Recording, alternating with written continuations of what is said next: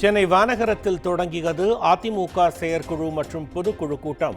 Sitaram Yechury, SM. Krishna, இ.வி.கே.எஸ். Elangovan, Delhi Ganesh மறைவுக்கு கூட்டத்தில் இரங்கல்.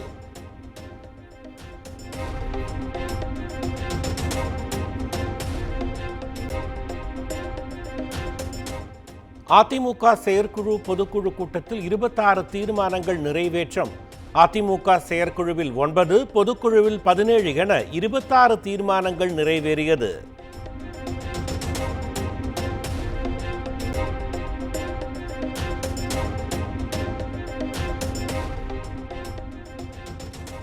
அதிமுக பொதுக்குழுவில் மத்திய மாநில அரசுகளை கண்டித்து தீர்மானம். பெஞ்சல் புயலை எதிர்கொள்ள முன்னெச்சரிக்கை நடவடிக்கை எடுக்காத திமுக அரசுக்கு கண்டனம் தெரிவித்தும் தீர்மானம் நிறைவேற்றம்.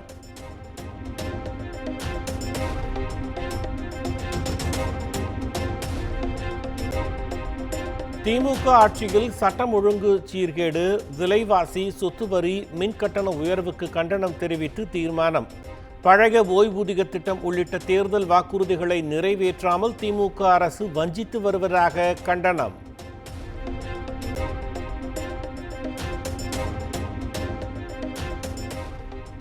மதுரை மாவட்டம் மேலூர் அருகே டங்ஸ்டன் சுரங்கம் அமைக்கும் திட்டத்தை மத்திய அரசு கைவிட வேண்டும். அதிமுக பொதுக்குழுவில் தீர்மானம்.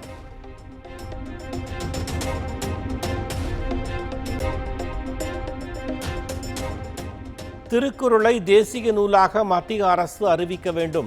சென்னை உயர்நீதிமன்றத்தில் தமிழை வழக்காடு மொழியாக கொண்டுவர வலியுறுத்தியும் தீர்மானம் நிறைவேற்றம்.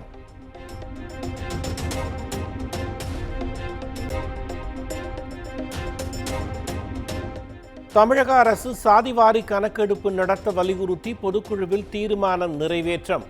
வாக்காளர் பெயர் சேர்ப்பு, நீக்குதல் உள்ளிட்ட குளறுபடிகளை சரி செய்து தேர்தல் நியாயமாக நடத்த தேர்தல் ஆணையத்தை வலியுறுத்தி தீர்மானம்.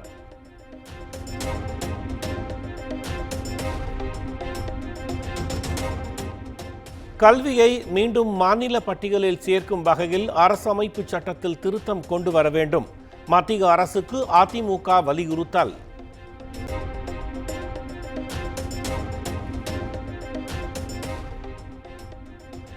எடப்பாடி பழனிசாமியை 2026 தமிழக முதலமைச்சராக்க அதிமுக பொதுக்குழு செயற்குழு கூட்டத்தில் சூளுரை.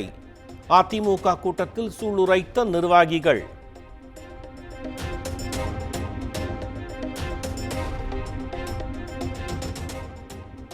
மக்கள் நலன்களை பின்னுக்கு தள்ளி அரசு நிதியை வீணடிக்கும் திமுக அரசுக்கு அதிமுக கண்டனம். தமிழ்நாட்டிற்கான நிதி பகிர்வினை பாரபட்சமில்லாமல் மத்திய அரசு வழங்க வலியுறுத்தியும் தீர்மானம் நிறைவேற்றம்.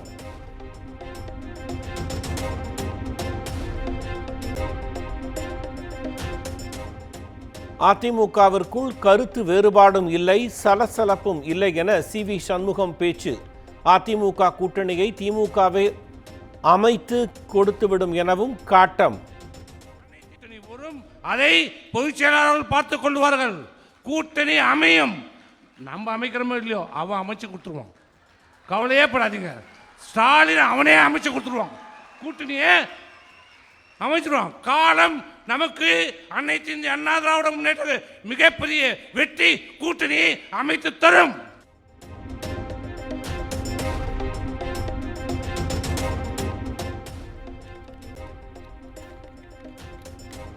தமிழ்நாட்டில் கள்ளச்சாராயம் முதல் கஞ்சா வரை தலைவிரித்து ஆடுவதாக ஜெயக்குமார் குற்றச்சாட்டு.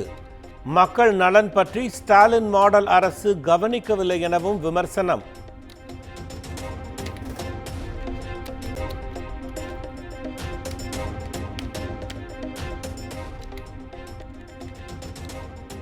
அதிமுக பொதுக்குழு கூட்டம் நடைபெற்ற நிலையில் ஸ்ரீவில்லிபுத்தூர் ஆண்டாள் கோவிலில் ஓ. பன்னீர்செல்வம் சுவாமி தரிசனம். கூட்டம் குறித்து செய்தியாளர்கள் எழுப்பிய கேள்விக்கு கோவிலுக்கு வந்த இடத்தில் அரசியல் பேசக்கூடாது என்று தெரிவித்தார்.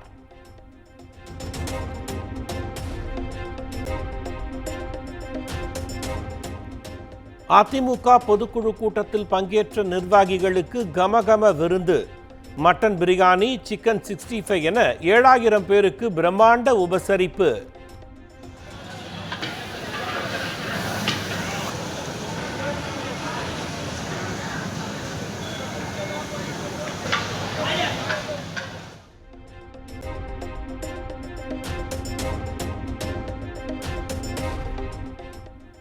வங்கக்கடலில் இன்று உருவாகிறது புதிய காற்றழுத்த தாழ்வு பகுதி. காற்றழுத்த தாழ்வு பகுதி வலுவடைந்து தமிழகம் நோக்கி நகரும் என இந்திய வானிலை ஆய்வு மையம் கணிப்பு.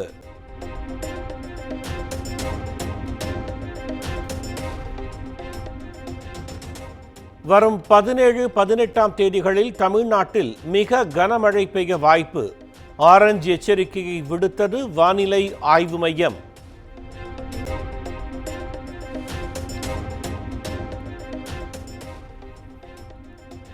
EVKS இளங்கோவன் உடலுக்கு முதலமைச்சர் மு.க.ஸ்டாலின் அஞ்சலி. திமுக மூத்த தலைவர்கள் உட்பட கூட்டணி கட்சி தலைவர்களும் அஞ்சலி செலுத்தினர்.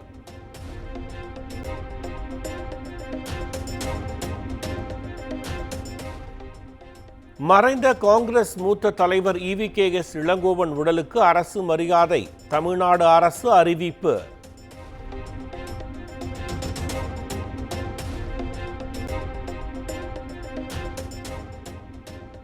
பூந்தமல்லி தனி கிளை சிறையிலிருந்து கஞ்சா மற்றும் செல்போன்கள் பறிமுதல் செய்யப்பட்ட சம்பவம். ஆம்ஸ்ட்ராங் கொலை வழக்கில் கைது செய்யப்பட்ட நபர்கள் உட்பட 38 பேர் புழல் சிறைக்கு மாற்றம்.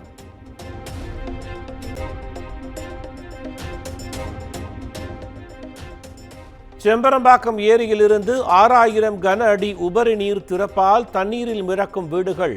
கழுகு பார்வை காட்சி வெளியீடு.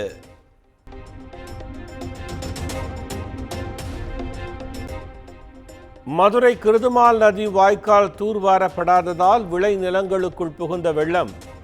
60 ஏக்கரில் பயிரிடப்பட்டிருந்த வாழை மரங்கள் சேதமடைந்ததாக விவசாயிகள் வேதனை.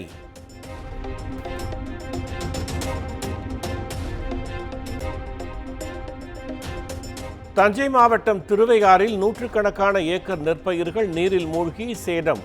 உரிய இழப்பீடு வழங்க அரசுக்கு விவசாயிகள் கோரிக்கை.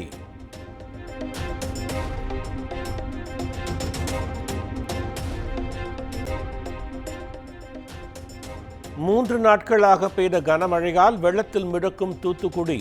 குடியிருப்புகளுக்குள் தண்ணீர் புகுந்ததால் இயல்பு வாழ்க்கை கடுமையாக பாதிப்பு.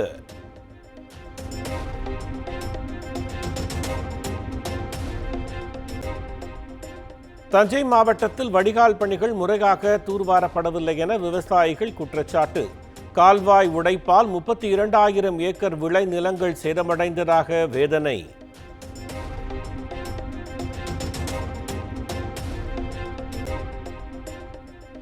திருவள்ளூர் மாவட்டம் வேப்பம்பட்டு பகுதியில் 3 நாட்கள் ஆகியும் வடியாத வெள்ளம். புகார் அளித்தும் அதிகாரிகள் நடவடிக்கை எடுக்கவில்லை என மக்கள் வேதனை.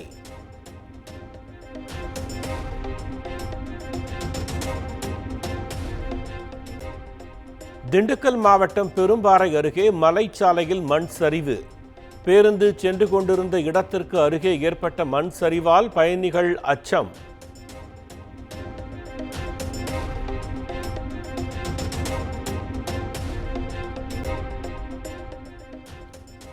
மேற்கு தொடர்ச்சி மலைப்பகுதிகளில் மழை குறைந்ததால் குற்றால அருவிகளில் குறைந்த பெருவெள்ளம்.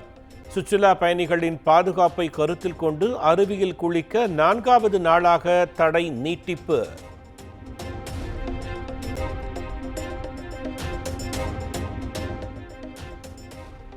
தென்காசியில் அமைச்சரின் வருகையொட்டி அவசரமாக சாலையின் தடுப்புகளில் பெயிண்ட் அடித்து பேட்ச் ஒர்க்.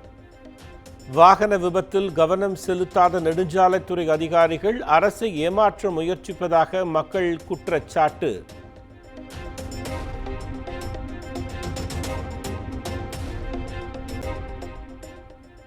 ஓய்வு பெற்ற டிஜிபி வால்டர் தேவாரம் மருத்துவமனையில் அனுமதி. மூச்சு திணறல் காரணமாக கீழ்ப்பாக்கம் அரசு மருத்துவமனையில் அனுமதிக்கப்பட்டு சிகிச்சை.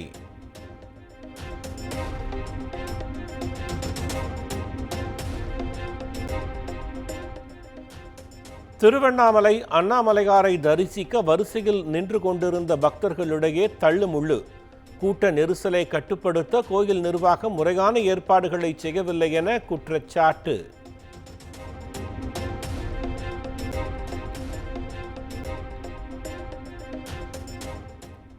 கேரள மாநிலம் பத்தனம்திட்டாவில் பேருந்து கார் நேருக்கு நேர் மோதிய விபத்தில் புதுமண தம்பதி உட்பட 4 பேர் உயிரிழப்பு.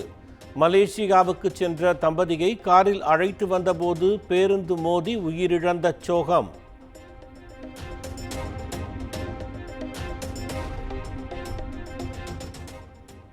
பஞ்சாப், ஹரியானா, ஷம்பு எல்லையில் தடுத்து நிறுத்தப்பட்டுள்ள விவசாயிகள் கழுகு பார்வை காட்சி வெளியீடு.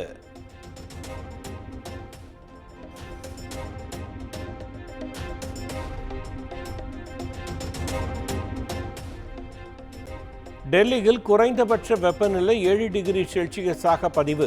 தலைநகரை பனிமூட்டம் சூழ்ந்ததால் முகப்பு விளக்குகளை ஒளிரவிட்டபடி சென்ற வாகனங்கள்.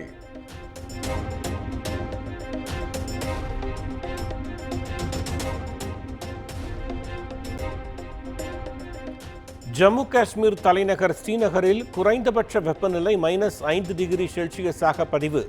பனிமூட்டத்திற்கு இடையே ரம்யமாக காட்சியளிக்கும் டால் ஏரி.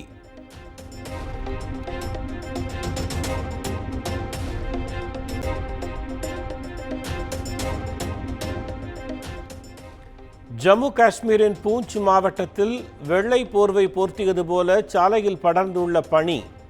மலைச்சாலையில் படர்ந்துள்ள பனியை அகற்றி போக்குவரத்து சீரமைப்பு.